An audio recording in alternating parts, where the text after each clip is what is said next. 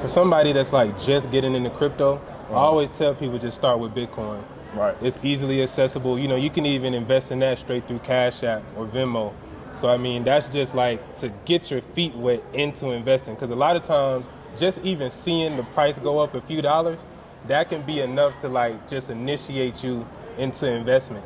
So, Right. you know, I tell people, you know, just start simple, Bitcoin, Ethereum, and once you get your feet wet, then we can start talking about, you know, better or more high risk or more, you know, profitable plays that you can make.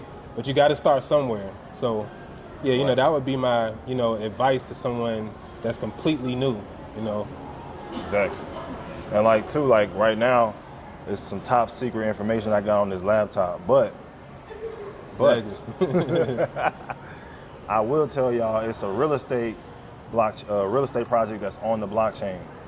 Now that's Netflix, where everybody talk about credit and real estate and all of that. How they are now, that's Blockbuster, that's old.